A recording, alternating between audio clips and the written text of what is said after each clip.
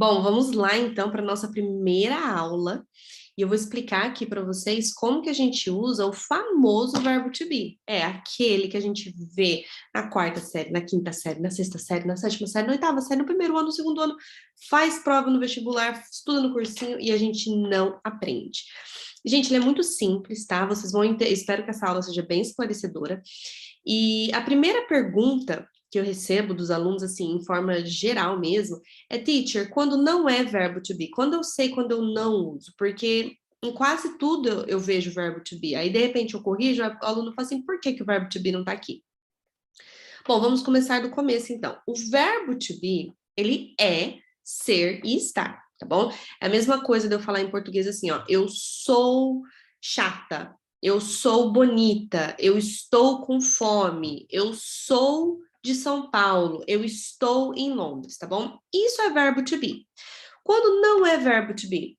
Quando não é ser e estar. É quando é eu como, eu bebo, eu gosto de chocolate, eu compro roupa todo ano, eu vou para o Brasil todo mês, sei lá, são exemplos que me deram. Tem que trocar, né? Eu vou pro Brasil todo ano, compro roupa todo mês.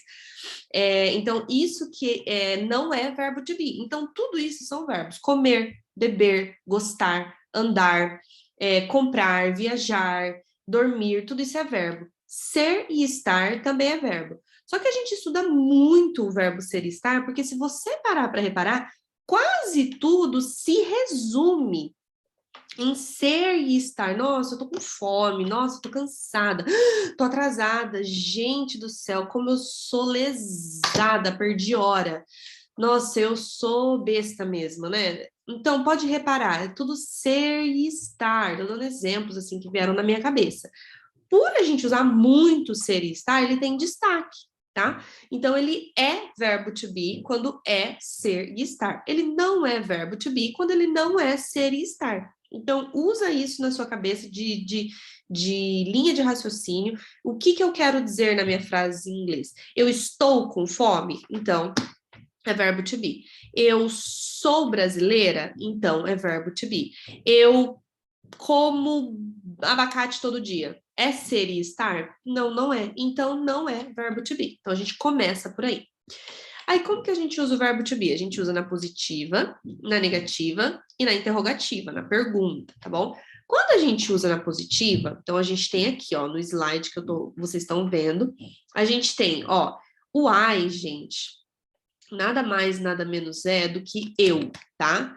Então, aqui nós temos eu, tu, aqui o you, por que que tá no singular? Porque significa você, é o nosso eu, tu, ele, nós, vós, ele. Não preciso nem escrever, tá aqui. É o nosso eu, tu, ele, nós, vós, eles. A única diferença é que esse it a gente não tem em português. Então, um cachorro, a gente fala, a gente chama, se for macho, a gente fala ele, se for fêmea, a gente chama ela. Em inglês, a gente chama de it, tá? Vamos ver o sol. O sol está brilhando, ele está muito forte hoje, é considerado masculino, ele. Em inglês é it. Ele é só quando é homem, menino, pessoa, ser humano. She é quando é ela, menina, ser humano. It é tudo o que não é ele, ela, ser humano. Então, por exemplo, uma cadeira em português é do gênero feminino, a cadeira. Em inglês é it, coisa, objeto, material. Um celular é o celular, masculino em português. Em inglês é it. O que é muito difícil você explicar para um gringo por que, que a cadeira é mulher e por que, que o celular é homem, entendeu? Então é muito mais fácil essa parte em português. É homem humano? He. É mulher humana? She. É coisa em geral? Cachorro, animal, objetos? É it. Não tem masculino e feminino. Esse you aqui se repete, gente. Então, assim, teacher, você escreveu 2 vezes? Não, ele é assim mesmo. Aqui é o plural, vocês são. Teacher, como que eu vou saber? Relaxa, contextualização. Você vai entender no texto, na frase, na pergunta que vão saber, você está sabendo se está se referindo só a você ou a mais pessoas. O we are e they are. Nós somos, eles são. Em inglês, a gente tem, não sei se vocês sabem ainda, mas vocês vão me ouvir falando muito disso. Inglês é uma língua muito preguiçosa. Tudo que a gente puder tirar, cortar, emendar, a gente vai fazer. Então, isso aqui ele é muito comprido para a gente usar no dia a dia. Então, o que que a gente faz? A gente contrai, a gente encurta. Então, deixa eu fazer a pronúncia da positiva, para depois fazer a da contraída, e vocês me ouvirem fazendo e poder fazer em casa. Quando vocês forem fazer em casa, se gravem, fiquem ouvindo, tá bom? Então, vamos lá, na positiva. I am, you are, he is, she is, it is, you are, we are, they are. Na contraída, é a mesma coisa, significa a mesma coisa, a gente só contrai o som. I'm, your, his, she's, it's, your, we're, their. Então, pausa, volta, ouve quantas vezes você quiser, grava e eu recomendo que você fique se escutando. Aqui é só uma observaçãozinha, essa maneira, a forma contraída, é a mais usada no dia a dia, tá bom? Essa aqui não é que ela não é usada, geralmente a gente usa o tom de voz para dar ênfase em algo. Então, por exemplo, assim, I'm hungry, eu estou com fome. I am hungry. Mãe, I am really hungry, tá bom? Então a gente tende a fazer isso, tá?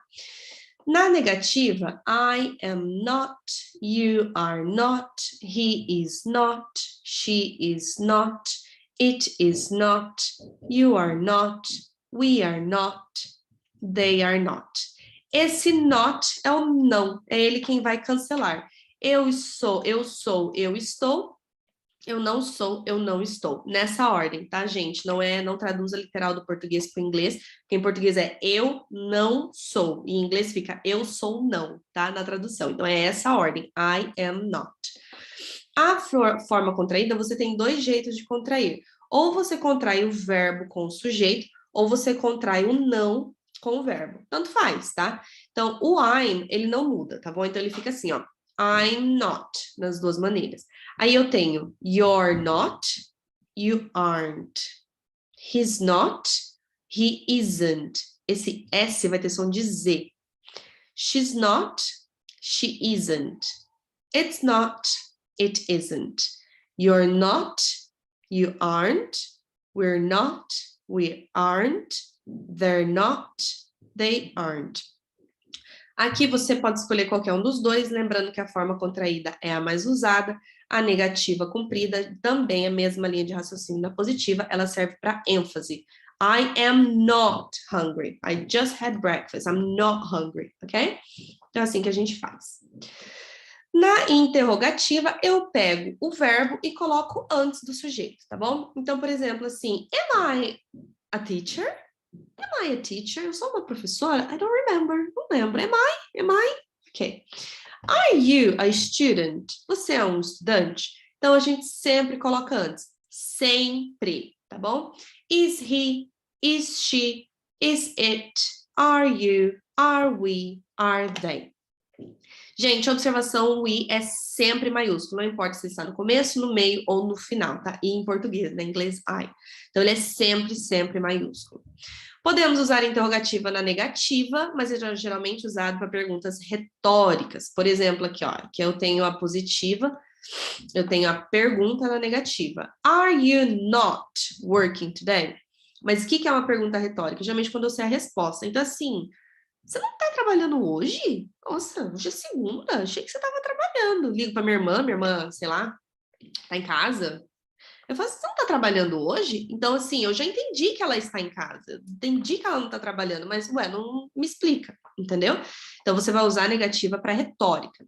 Geralmente, aqui acontecem alguns errinhos gramaticais permitidos, tá bom?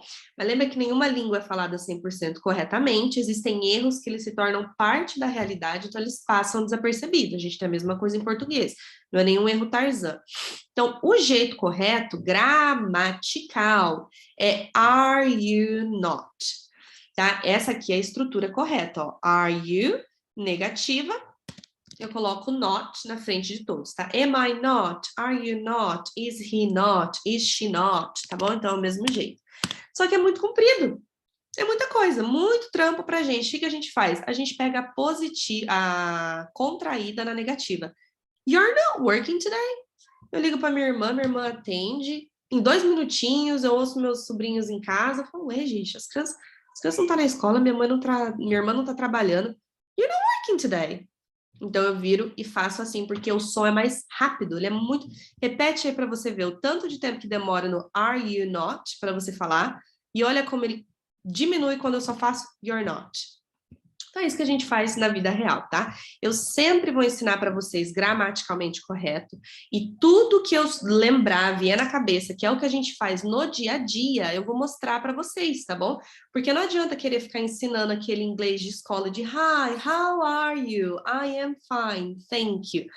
Sendo que isso na vida real acontece 10% das vezes. Então eu vou sempre mostrar para vocês como a gente faz na vida real também. Então, essa partezinha gramatical aqui, entre aspas, esse errinho gramatical, não é um erro tarzão, um erro que não tem problema. É assim que a gente faz, ele soa mais rápido. Se você ouvir, tá tudo bem, tá? Prefiro que você faça assim, deixa para você cometer os erros gramaticais quando você conhecer a língua, você tiver intimidade com ela e você cometê-los de propósito, tá bom? Então, por exemplo, eu faço assim com a minha irmã, com a minha mãe, quando são situações informais, mas eu sei que nas situações que eu preciso, eu uso a correta. Então, deixa para você cometer os erros gramaticais quando você estiver lá na frente, que isso vai vir automaticamente, não se preocupem, tá bom? Então, deixa para errar quando você quiser errar, tá? Porque senão depois a gente nunca sabe se você entendeu, não entendeu, se tá errando de propósito, então vamos fazer certinho. Tarefinha de casa, tá bom? Fecha, bom, não sei, assiste quantas vezes quiser, mas na hora que você estiver pronto, fecha o vídeo, pega seu caderno e coloca positiva, eu quero a forma inteira, normal, e a forma contraída. Eu quero na negativa a forma inteira, normal, e aí as duas maneiras contraídas, quando eu contraio com o verbo, com o sujeito, e quando eu contraio com o verbo, ou vice-versa, também não faz diferença a ordem, contanto que você faça todos. E a pergunta, se você quiser colocar aqui a pergunta na negativa, pode também, coloca na positiva e coloca na negativa, mas só lembra que você só vai usar a negativa na pergunta retórica, tá? Quando você sabe a palavra, tá bom? Você sabe a resposta da pessoa. Não olhem, tá bom? As respostinhas. Eu vou postar todos os slides para vocês, vai ter as respostas também para vocês compararem. Só olha a resposta depois que você fizer tudo, tá bom? Não, terminei, a gente finge que é uma provinha, tô pronta para entregar, você pega e olha e corrige, tá bom? É esse, então, o verbo to be. Tem mais tarefinha, preparem a apresentação de vocês para vocês fazerem na primeira aula e a gente vai continuar praticando mais o verbo to be, beleza? É isso, podem assistir quantas vezes vocês quiserem. Nos vemos na próxima aula. Bye!